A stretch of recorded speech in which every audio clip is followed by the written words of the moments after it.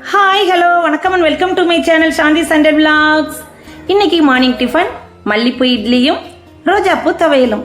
அது என்ன ரோஜாப்பூ துவையல், அம்மியில் அரைச்ச மிளகா துவையலை தாங்க சொல்கிறேன். எப்படி இருக்குது பாருங்களேன்.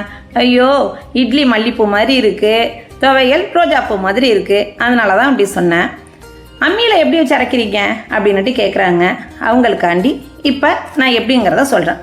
அதுக்கு பட்டை மிளகாய் எடுத்திருக்கேன், 15 மிளகா, 10 சின்ன வெங்காயம், 15 பல்லு பூண்டு, தோல் உரிக்காமல் வச்சுக்கோங்க, கொஞ்சம் புளி, கல் உப்பு, இவ்வளோ தாங்க.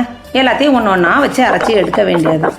என்னங்க இப்போ ரோட்டுக்கடை சட்னிங்கிறாங்க, தேங்காய் இல்லாமல் சட்னிங்கிறாங்க. தேங்காய் இல்லாமல் சட்னி அரைக்கிறதெல்லாம் அப்போயே நம்ம பாட்டிங்கெல்லாம் சொல்லி கொடுத்தது தான். ஏன்னா நம்ம இப்போ எல்லாத்தையும் மிக்சியில் போட்டு ஒன்றா போட்டு குழப்பி எடுத்துடுறோம். இது அம்மியில் ஒரு பாட்டாக வச்சு நம்ம அரைக்கணும், அவ்வளவுதாங்க. டேஸ்ட்டில் இதை அடிச்சுக்க வேறு சுவை வேறு எதுவுமே கிடையாதுங்க. எங்கள் வீட்டுக்காரவங்களுக்கு அம்மியில் வச்சு அரைச்சி கொடுத்தா தான் இந்த மிளகா துவையல் சாப்பிடுவாங்க.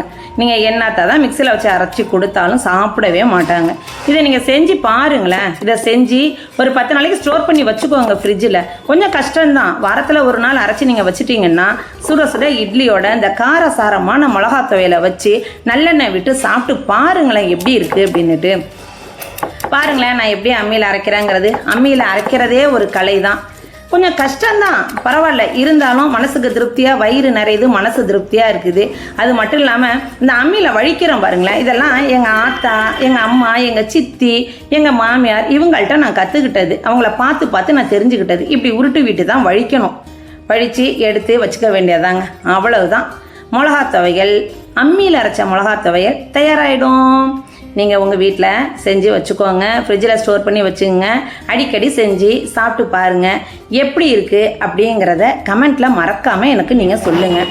அப்போ தான் நான் திரும்ப புதுசாக ஒன்று இதெல்லாம் புதுசு கிடையாது, பாரம்பரியமாக அரைச்சது தான், அவ்வளவுதான், வேறு ஒன்றும் கிடையாது. இதை நம்ம திரும்ப செஞ்சு பார்த்து சாப்பிட்டுக்கிட்டே இருக்க வேண்டியது தான், அவ்வளவுதாங்க. எப்படி இருக்குங்கிறத மறக்காமல் கமெண்ட் பண்ணுங்கள்.